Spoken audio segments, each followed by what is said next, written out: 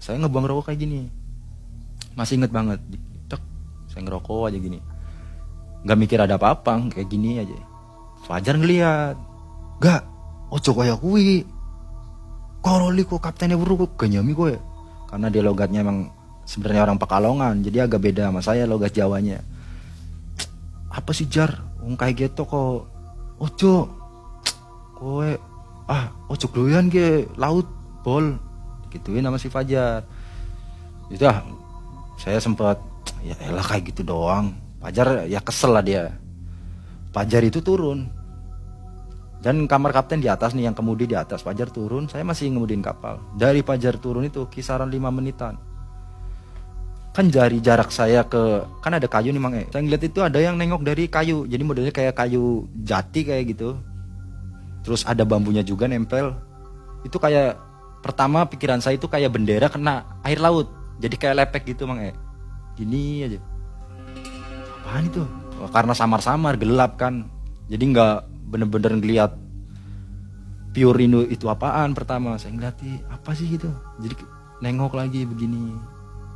2 kali nengok, saya mulai terfokus nih Mang Jadi kayak nunggu dia beneran kayak gini, itu beneran bendera atau bukan.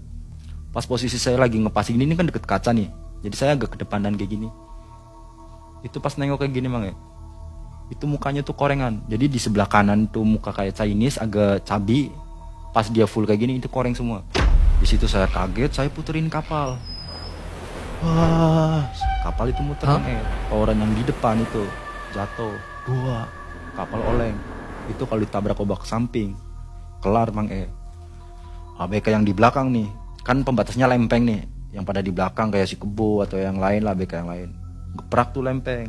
Pembatas antara kamar ABK sama kamar kapten, geprak.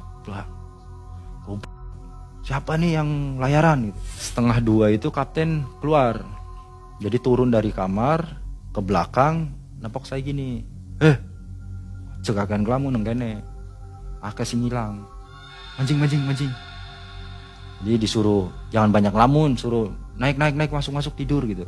Saya tidur, tiba-tiba itu ya kisaran 15 menit atau 20 menitan itu Mang Tiba-tiba saya itu bangun di antara pepohonan, ya hutan pinus kayak gitulah, tinggi-tinggi. Lah, ini di mana? Ini sekeliling itu pohon semua. Saya lagi bengong, tiba-tiba dari belakang ada yang manggil. Mas. Belum sempat saya noleh, panggilan ketiga megang tangan saya. Mas, lagi ngapain di sini? Seperti nyata ya? Nyata, dan saya sadar kalau saya kan tidur di kapal. Saya nanya ke dia juga kayak gitu. Saya juga nggak tahu Mbak. Perasaan kan saya tadi di kapal, kok di sini? Udah ikut aja. Sosok ceweknya seperti apa? Sosok ceweknya itu cantik, cabi, pakai kemben, dan kayak apa ya, kalau orang lahiran itu apa kayak namanya, kain kayak gitu loh, kain batik gitu kalau orang mau lahiran.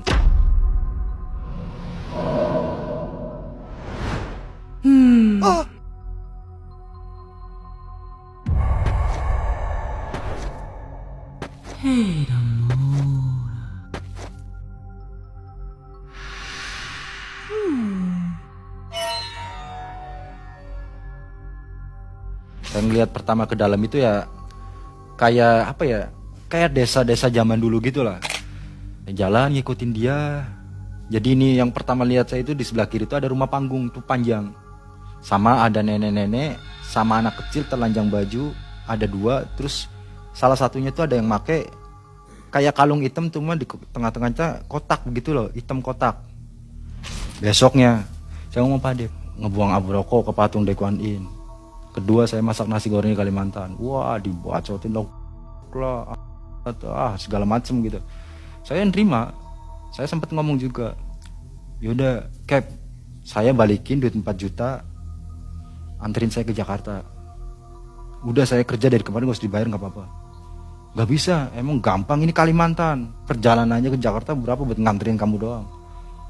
Ngambil yang lain, Sol itu ngangkat jangkar Mang Dia turun, ngangkat jangkar ke pulau tersebut Mang Bedanya pas kita datang pertama kapal rame kan kayak pasar malam, keduanya kapal kita doang.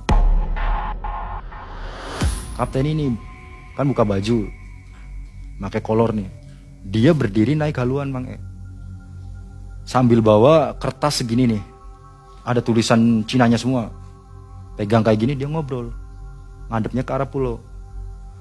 Cuma ada suaranya tapi nggak ada sosoknya. Suaranya ada perempuan, tapi nggak jelas dia ngomong apa nih perempuan ini, tapi nggak ada sosoknya. Kita ngintip, saya Mas Ihan tuh ngintip di lubang-lubang lempeng gitu loh, dikit doang gitu, ada suaranya hembusan kayak angin gitu, tapi perempuan. Setelah kayak ngobrol-ngobrol Mas Ihan, wis gak aja wis disebar itu kuning-kuning, kertas kuning ada gambar Cinanya, tulisan Cina warna merah, dibuang. Nggak tahu ritual apa, saya nggak paham kan. Setelah itu alhamdulillah emang kejadian ke saya udah nggak pernah. Terus dia ngomong, tulisin nomor, ntar kalau saya nggak ada apa-apa, nggak ada umur, kamu teleponin ini. Apaan sih Twin, jangan ngomong kayak gitu. Terus saya tidak kuat, enggak. Wah, ini bentar lagi nih, 3 hari lagi kita balik ke Jakarta, lu katanya pengen main kesini. Saya bilang gitu Mang enggak kuat. Cemen saya coba kuatin dia gitu loh. Saya mau lanjut mancing, bawa pancing, baru saya turun 3 atau 2 tangga, tek ada dia gini. Saya nggak ke atas, saya ke bawah.